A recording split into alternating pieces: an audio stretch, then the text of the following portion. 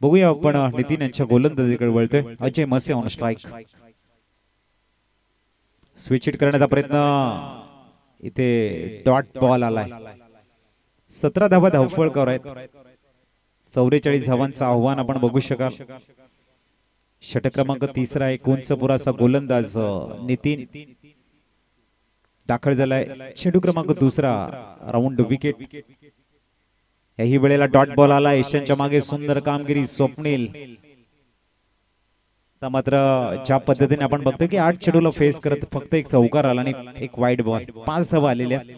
जर आपण दुसऱ्या षटकापासून विश्लेषण केलं, इथे आपण बघू शकाल लेग गलीला तिकडे सुद्धा क्षेत्ररक्षक चांगली कामगिरी करताना आता अजय मसे थोडासा विचारामध्ये असेल, कारण ज्या पद्धतीने डॉट बॉल आल्या मिस्टर सनी थोडस विचार मंथन करताना की नितीन यांचे 3 चेंडू तुम्ही डॉट खेळलेले आहात.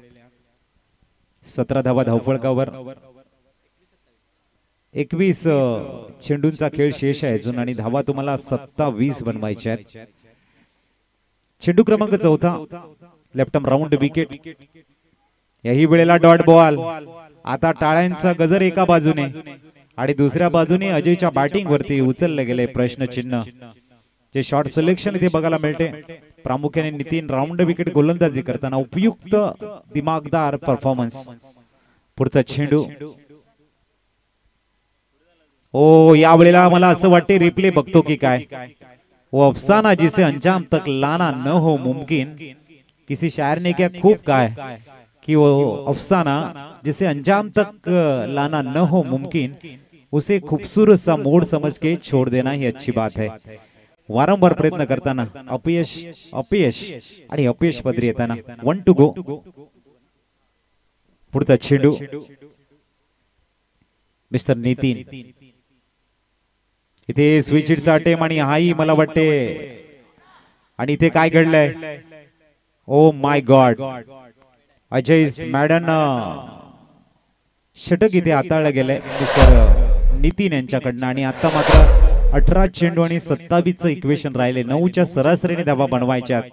मॅच थोडीशी आता दुहेरी वळणावरती येऊन उभी राहिलंय, जिथे मात्र एका बाजूने विजयश्री तुम्हाला बोलवत आहे आणि दुसऱ्या बाजूने मात्र पराजयाने आपले दरवाजे उघडलेले आहेत. एसटीचे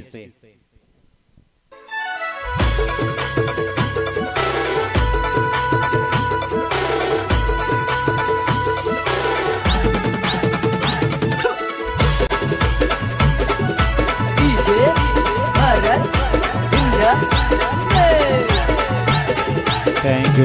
न्यू मॅन आपण बघतायत. अभय मैदानाच्या आतमध्ये दाखल झालाय. तर गोलंदाजीला आपण बघताय पुनश्च मुनीर, ज्याने दुसरं षटक टाकत इन्स्पायर केलं होतं. आता 18 चेंडू 27 ची गरज आहे. या मॅचला कलाटणी देणारं षटक मुनीरने हाताळलंय आणि इथून जर तीच कलाटणी वेगानं पुनश्च दाखवली तर खऱ्या अर्थाने मॅच मध्ये ट्विस्ट